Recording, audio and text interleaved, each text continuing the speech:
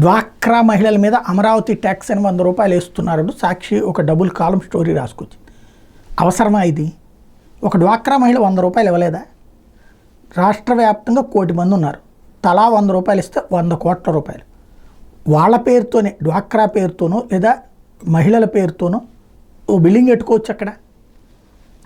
ఇప్పుడు Amaravati అన్నదాంతో public attachment create చేయాలని చంద్రబాబు గారు ఆలోచన. నాలాంటి వాళ్ళు సమర్థించాం కూడా. ఇదివరకు బ్రిక్స్ పెట్టినప్పుడు నేను కూడా బ్రిక్స్కి 2000 రూపాయలు డొనేట్ చేశాను. ఆ తర్వాత ఇంకొక 3000 డొనేట్ చేశాను, 5000 రూపాయలు. ఆ స్లిప్ ఉంది. కాకపోతే బ్రిక్సే అయ్యి ఎక్కడ కట్టలేదన్నీ ఫీల్ అయ్యాం. ఈ లోపు అమరావతి ఆగిపోవడం మరొక బాధ. ఇప్పుడు 100 రూపాయలు డ్వాక్రా మహిళ డొనేట్ చేయడానికి ఎవరు ఫీల్ అవ్వట్లేదు. దాంతో ఒత్తిడి చేస్తున్నారు, హింసిస్తున్నారు, వేధిస్తున్నారు. ఇలాంటి పనికిమాలిన స్టోరీలు అనవసరం. డ్వాక్రా మహిళలు ఇష్టం ఉన్నా ఇష్టం లేకపోయినా కొన్నిటికి ఇచ్చేస్తూ ఉంటారు. 100 రూపాయలు అన్న దాని గురించి పెద్దగా ఫీల్ అవుతారు నేనైతే భావించట్లా.